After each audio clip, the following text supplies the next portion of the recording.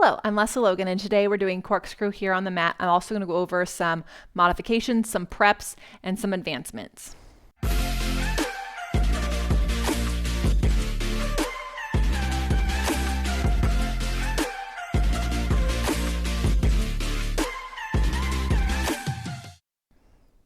Okay, I really love corkscrew. When I was learning the mat, I thought it was the coolest exercise. It feels so unique and powerful. So just fun fact about me and the corkscrew. I'm going to show you two versions. I love it with handles, but if you don't have handles, I'll show you how you can do it without. And at the end, we'll also go over some advancements and some modifications. But first, we're going to talk about the ideal. So if you're watching this from the OPC deck of flashcards, thank you so much for being here and for purchasing those. I love those cards so much. They help people take Pilates with them wherever they go. If you didn't know that we have OPC flashcards, we do. You can get them on onlinepilatesclasses.com. All right, so let's talk about the ideal of corkscrew. So the ideal version, you have handles, your hips do go in the air, and you do not swing anything. So let me show you. You would, from open leg rocker, right? Walk your hands down your legs and just reach up and grab your handles. Obviously, if you don't have them, you put your arms down. But for the sake of the ideal version, I'm going to show you with the handles. Then you would lift your hips up, keep your chin off your chest, roll part way down.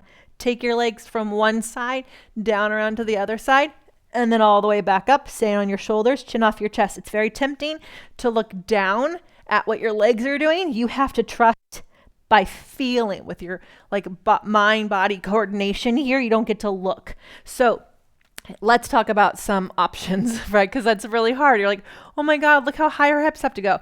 No, yours are going to go where they're going to go. First of all, remember the rolling like a ball rule.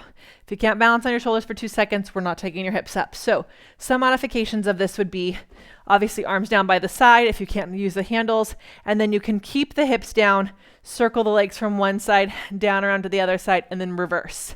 So you're always reversing each way. Some other things I like to teach people is a little bit of a prep.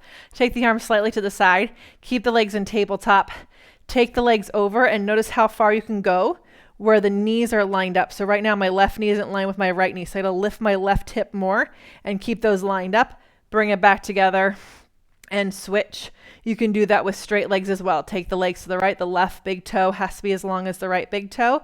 This is going to tell you how far you can go when you're circling your legs. So ideally, if you go 4 inches to the right, you're going to go down around 4 inches forward, 4 inches to the left, and then reverse it, right? So we're not making a U or a smile, or a swing, right? So you're making a nice smiley face circle kind of a thing. So what I would love to see, if you're keeping your hips down, whether you have your arms down by your side or along your side, is that you focus on, if I'm going to go this far to the right, I have to make that even to the front and then pick my other hip up. So the shoulders stay still, the hips can lift. So now we're twisting from the bottom half versus the top half. In crisscross, we twisted from the top half. Now we're twisting from the bottom half. So to practice getting to the advanced version of the corkscrew, because specifically when you're learning, you're going to try to keep your hips down, down on the mat, but they'll turn, right?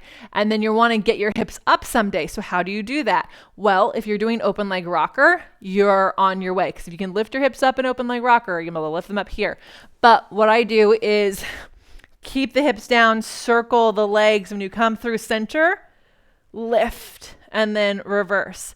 And when you can get to a spot where you can lift without bringing your legs to you to lift, right? You're just whoop, and you're doing that. Then you're going to get to yourself to a spot where you can lift the hips up all the way.